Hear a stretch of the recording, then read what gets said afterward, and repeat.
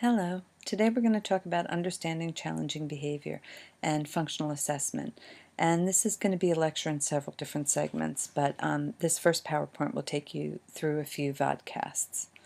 The main thing I want to talk about is how we know that individuals with special needs have multiple behavioral issues.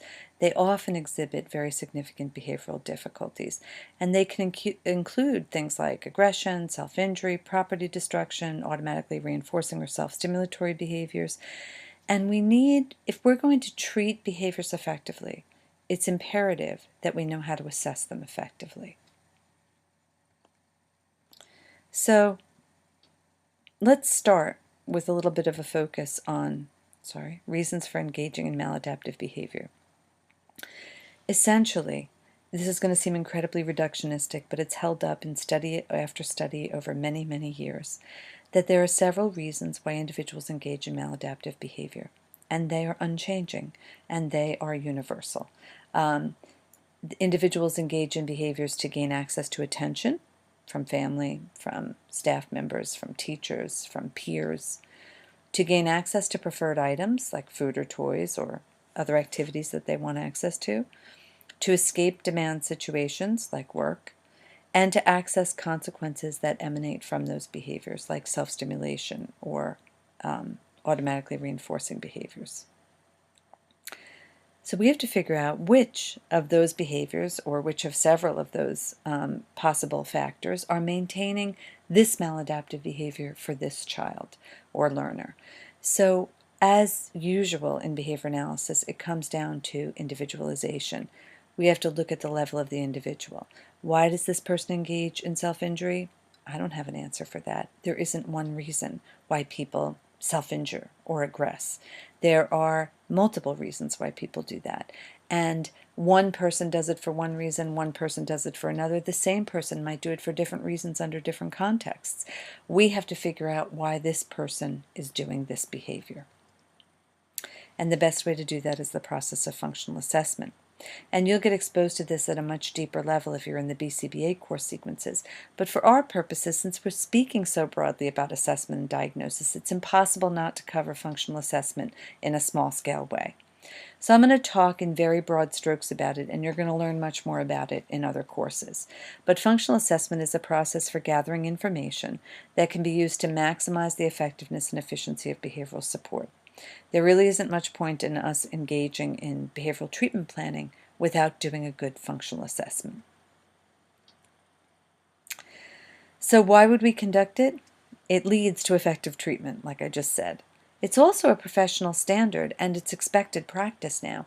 It's actually been mandated by state and federal law that say we have to do this, and certainly IDEA mandates that we do it.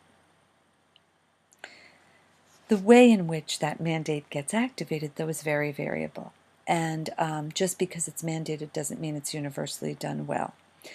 I would say there are 5 main components to a functional assessment. It starts with a clear description of the problem behavior. Then we move into identifying events, times, situations, when a behavior is likely to occur and when a behavior is not likely to occur. And then we have to be able to identify the consequences that are maintaining those behaviors.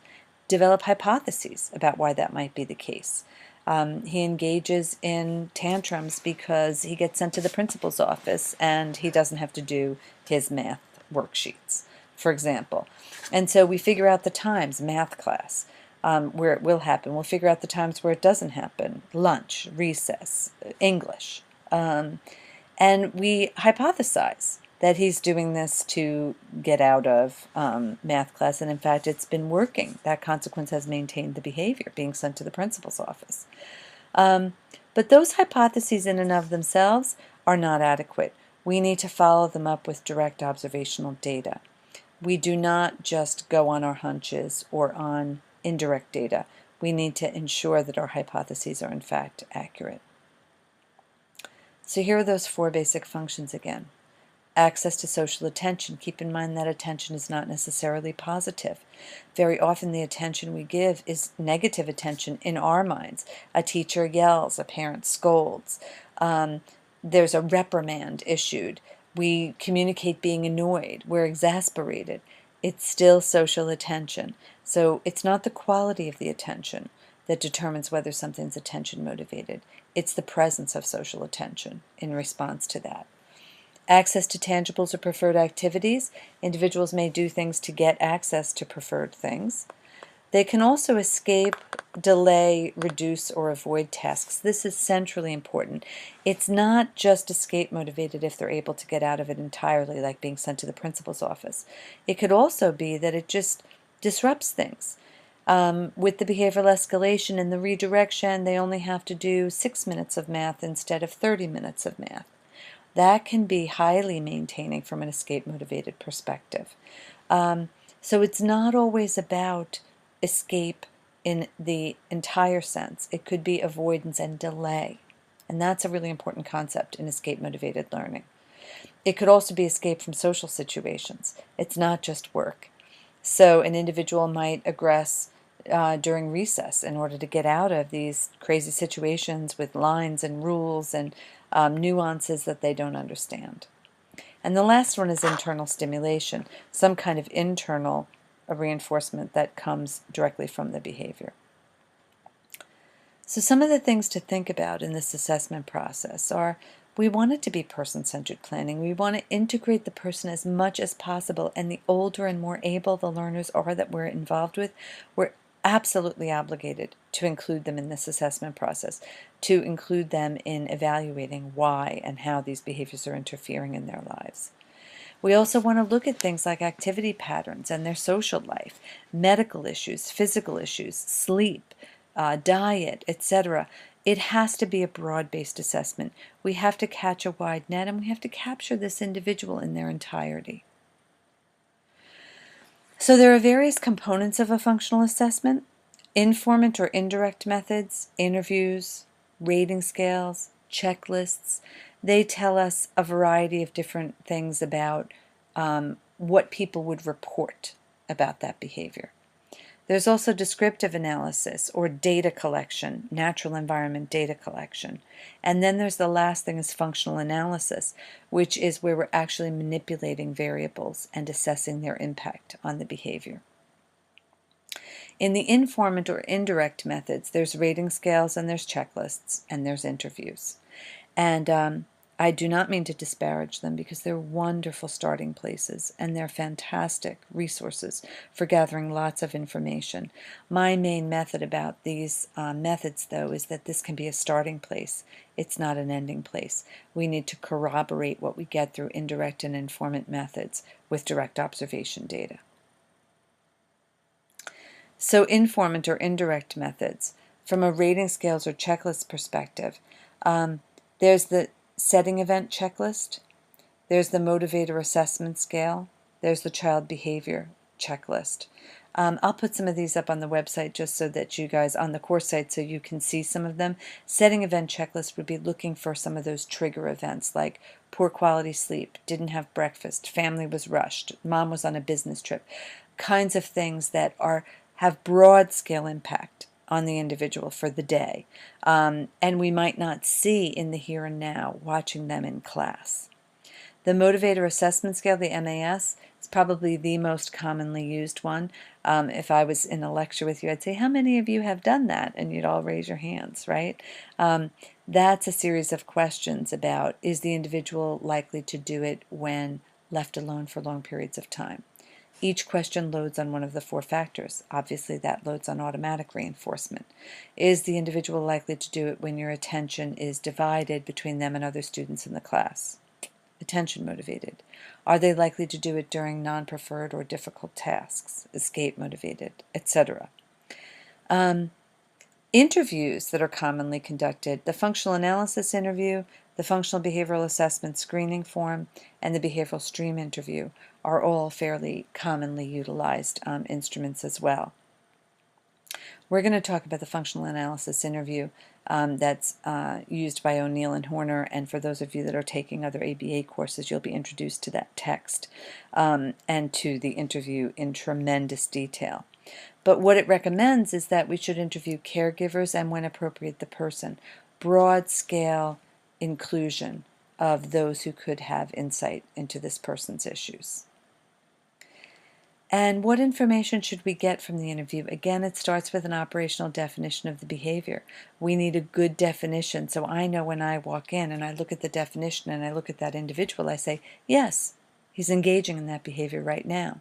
There can't be an absence of clarity in that regard. We also need information about when it occurs, when it doesn't occur, how often it occurs, and where it occurs. I have to say that I think one of the most fascinating things that I ask people in the context of functional assessment is, if you had to get them to do it right now, if I had to see it, what would you do? Every teacher has an answer. Oh, I'd pull out the math worksheet. Oh, I'd tell him lunch is over. Oh, I would tell him it's so-and-so's turn on the computer. Those trigger events tell us a lot about function. Similarly, if I said, the governor is coming in tomorrow, and this classroom's got to look perfect, and we can't have a big behavioral escalation. How will you make sure that Johnny doesn't engage in his tantrum behavior? They'll have an idea. We'll put him on the computer. We'll let him read his magazines. We'll pair him with so-and-so. All of those things are informational for us about what might be the hypothesis here in terms of function. We talked about the operational definition. We have to describe it so everyone could see it. Which of these are a good definition? Anytime a student aggresses toward another student, does that sound good? I don't think so. My definition of aggression might not be yours. What if he swipes but doesn't hit? Does it include physical contact? What if he says something nasty? Is that included? Non-compliance, when a student doesn't follow a direction from a teacher that the student already knows how to do. Okay, I'd like to see some additional elements there, but it's better than the aggression one. What about this definition? Anytime a student bites or hits another student, and see the definitions therein of biting and of hitting. Much clearer, much easier to see. If I look at that learner and I look at that definition, I'm going to be able to say yes or no. Is it happening right now? That's crucial. Non-compliance defined as not following an explicit direction from staff within 5 seconds of the prompt. Better tells us how quickly I need to see compliance.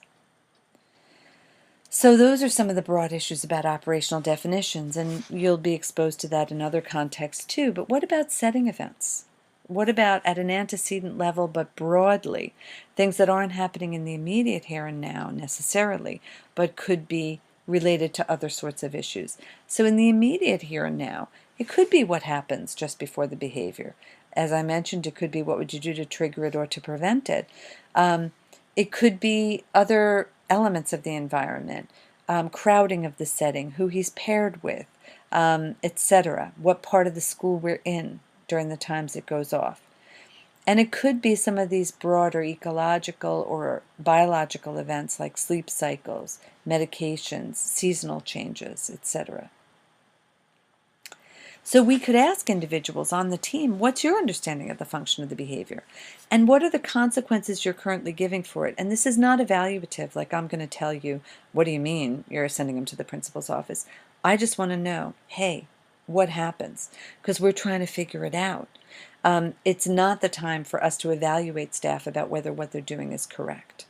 What are some reactive measures you've put in place? And what are some possibilities for replacement skills? In other words, what would you like them to do instead? So they don't like math, they're frustrated with math. What could they do instead of tearing up the worksheet? That has to be part of a comprehensive plan that we develop as well. And we could ask about the prevalence of the behavior. Does it interfere with learning? Does it interfere with social interaction? How often is it happening? Is it a daily event? Is it an hourly event? Is it a monthly event? And what time of day does it occur most? Is it a Monday behavior? Is it an afternoon behavior? Does it happen right before snack? Part of our comprehensive analysis is going to include those kinds of issues. Maybe they need a 10:30 a.m. snack at school. Those are the kinds of things that could be part of a prevention plan. We're also going to look at things like the efficiency of the response. Hey, maybe it really works. I smack somebody and they take away this task. I hit the other kid, they send me to the principal's office. Usually these behaviors persist because on some level, maybe not an adaptive level in the broad sense, but on some level, they are working. And that's important for us to look at. We also need to look at their communication ability. Broadly, anytime we're doing functional assessment, we're going to have to think about functional communication training, and we're going to have to think about replacement skills. So we need to think broadly about their communication ability in that context. And we have to think about alternatives they might already have in their repertoire. The informant and indirect methods have advantages. They're quick, they're easy, they give us a lot of information from caregivers. But they're subject to bias. They're not always completely accurate. You're not actually observing the behavior. And my recommendation to all of you, and most behavior analysts would say this, is behavior plans should not be based on informant or indirect methods only. It's not adequate. We value direct observation. We want real-world samples of when this behavior occurs. There's an example in the book that we're not going to talk about in the functional analysis book. But you can do these kinds of informant methods along with observation, absolutely. And so we can interview the people who are in daily and direct contact, but we can also do observations for 3 to 5 days during the times when the behavior is most likely to occur. There are ways for us to integrate direct observation with the indirect methods. And now, next, in the next little vodcast, this one's going to end. And the next time we get together, we're going to be talking about descriptive assessment, because I'm going to take you into the next highest level. So we did the informant indirect methods. We're going to now go into descriptive assessment and finally to functional analysis in our very brief overview of this kind of assessment that's critically important for us as behavior analysts to do. So I hope you enjoyed this first part, and I'll talk to you soon.